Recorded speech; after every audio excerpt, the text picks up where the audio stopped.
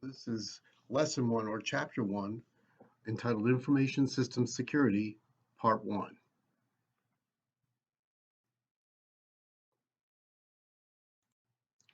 The learning objectives of this chapter are to explain information systems security and its effect on people and businesses.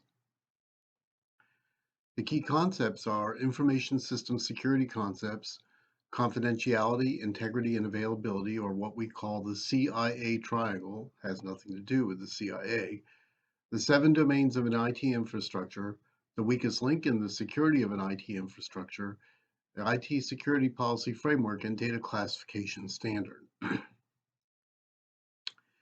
So information system security, one of the things that really affects information system security is the internet. And the internet, of course, is a worldwide network with more than 2 billion users, includes governments, businesses, and organizations, and links communication networks to one another. The World Wide Web is a system that defines how documents and resources are related across network machines. Now, one thing we must remember is that the World Wide Web is a subset of the internet. There are other protocols and systems that run on the internet. For example, when you go ahead and put your bank card into an ATM machine, that's using the internet, but it may not be using the World Wide Web in order to transfer the funds from your checking to your savings or get cash out of your account. Some of the things they talk about here, these are a little older, recent data breaches. The Adobe Systems Incorporated in 2013, hackers published data for 150 million accounts and stole encrypted customer credit card data. The U.S. Office of Personnel Management in 2015, that actually affected me because I'm a former Army officer and I got a snail mail letter on it from the Department of Defense. Impacted 22 million people. As a former reservist, my records were in the Office of Personnel Management. Um, Typically, what we know about the Equifax hack recently, for example, Honda Motor Corporation in their corporate headquarters lost a lot of data, got hacked, including the MAC addresses, media access control addresses, the operating systems of each machine, the IP addresses where they were located on each network. So that's significant data that gets lost. And there are so many others that have occurred since 2015. These are just two examples of way too many. So here we talk about cyberspace being the next frontier, um, and of course they show an example here of users and black hat hackers who are really out there to steal information and sell it or destroy systems, and all of these are interconnected through the internet. Your home, your bank, stores, brick and mortar stores, or cyberspace space stores like Amazon, factories that create products, especially when they do it just in time. And so a lot of data is out there to be taken, and a lot of things are interconnected. This country is truly connected, and it got that way in less than 20-25 years. And it is a national security issue. The Internet of Things. This chapter two of our textbook talks about this. IoT, it's called. It connects personal devices, home devices, and vehicles to the internet. Session Initiation Protocol, or SIP, enables the applications and what we call unified communications, and we will, of course, talk about that in chapter two. The IoT, as it connects personal devices, when you talk about your vehicles, for example, when the Jeep, they demonstrated Jeep could be hacked. How they did it was they really attacked the entertainment system in the Jeep, that you could see your Facebook or you could play music or whatever, connected to Pandora, connected to your Apple account. And that was connected to the system within the computer, rather within the car, that the computer system that controls the car. And so that became a real serious issue. And car auto manufacturers really need to think hard and fast about separating those two systems from each other. Couple more things about the Internet of Things. They show a few things here. For example, I have a Ring at my home. I can see who's there. I've actually talked to somebody at the Ring. It kind of spooked them out when I saw it come up on my phone. But yeah, all these are connected. We have Google Home. We ask Google questions. It stores the questions we ask.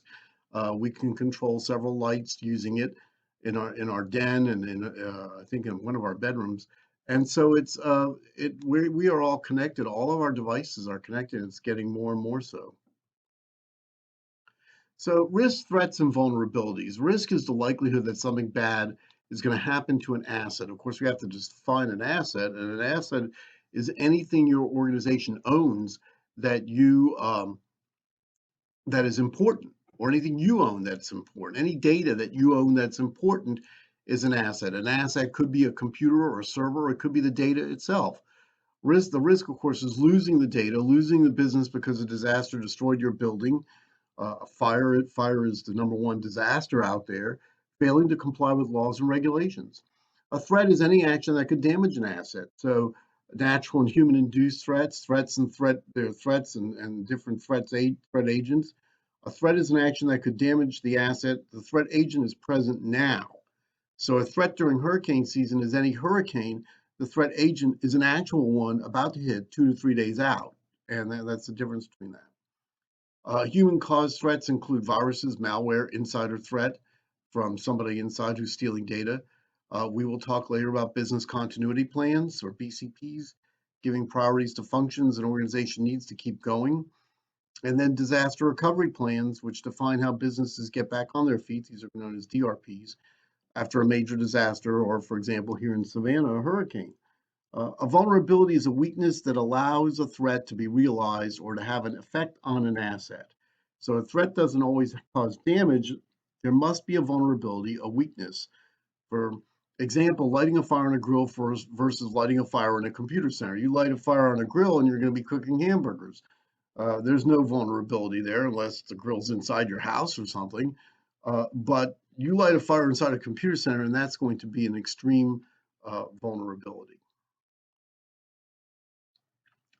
So what is information system security? An information system contains the hardware, the operating system, the application software that work together to collect, process, and store data for individuals and organizations.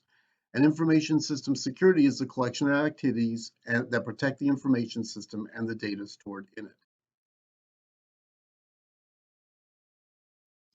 Now, U.S. compliance laws drive the need for information security. That's system security. That's one thing that does drive the need for it.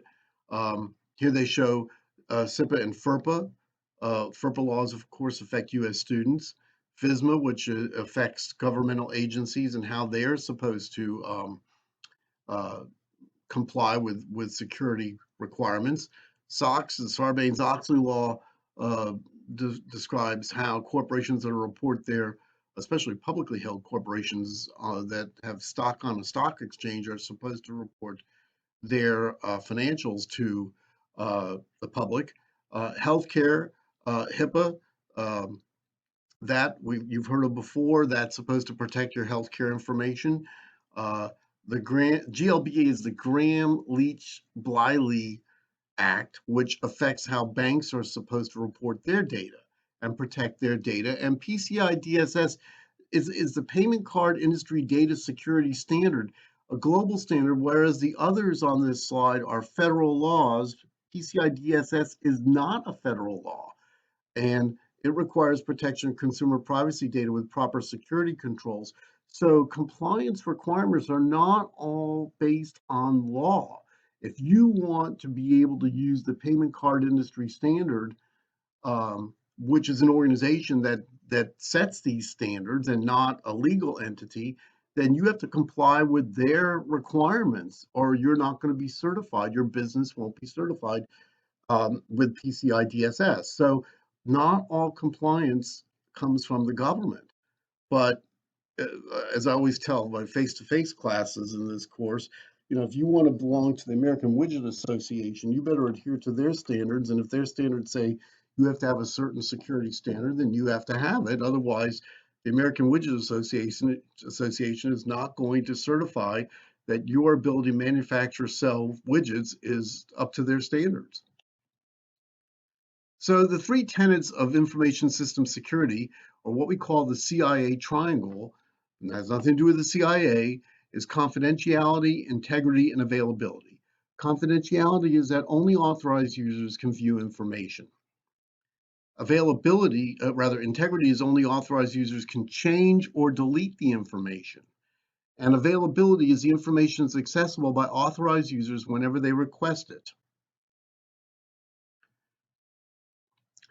Confidentiality um, discussing the private data of individuals. It's the process of ensuring data confidentiality is protecting private data. It doesn't just rely on technical methods.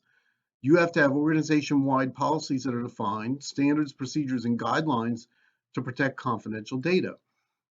Adopting a data classification standard doesn't have to be like the government, doesn't have to be top secret or secret, but you should have some kind of classification standard in place in your business or organization that dictates who can touch what data and how they are allowed to touch it and when they're allowed to touch it, even where in the organization physically they're allowed to look at that data.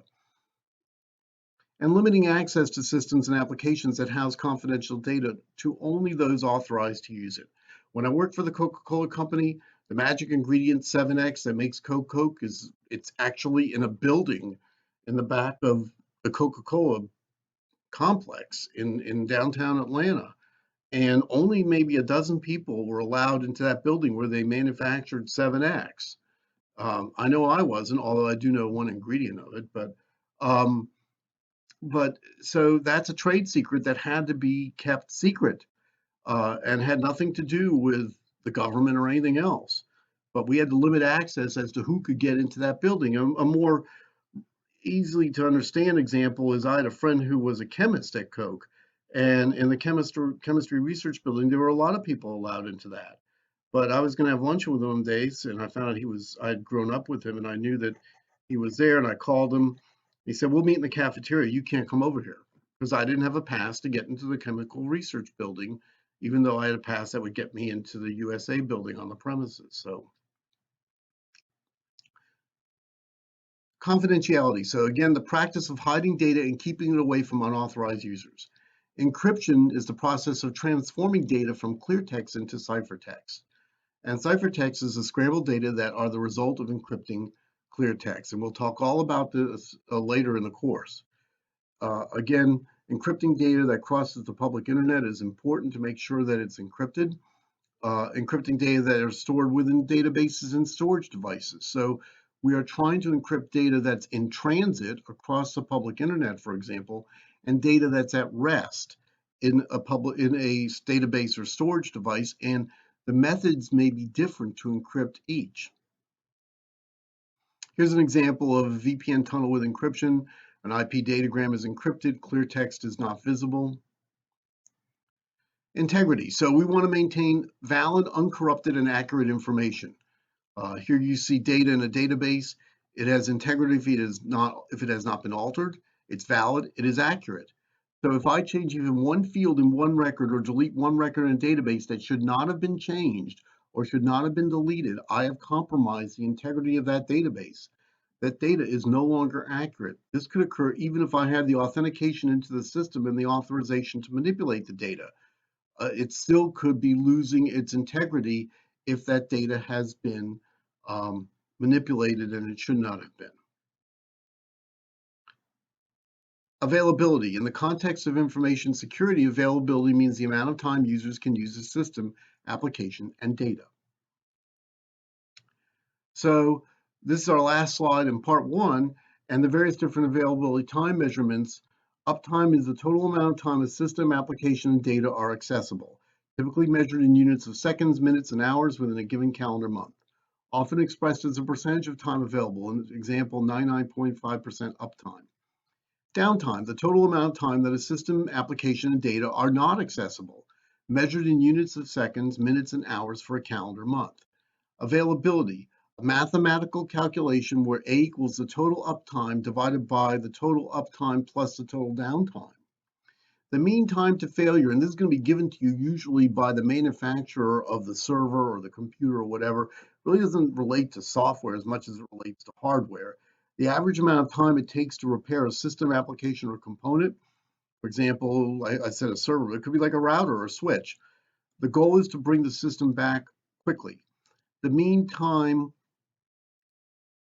So that's the mean time to repair, pardon me. The mean time to repair, the mean time to failure is the average amount of time between failures for a particular system. And the MTTF and the MTTR generally are going to be given to you by the manufacturer of that product. The mean time between failure is the predicted amount of time between failures of an IT system during operation. And that too is going to be given to you usually by the manufacturer of the product, whether it's a server or a router or a switch or computer. And finally, the recovery time objective, the RTO, the amount of time it takes to recover and make a system, application, and data available for use after an outage. So that concludes the first part of chapter 1. And in the second part, we will talk about the 7 domains of an IT infrastructure.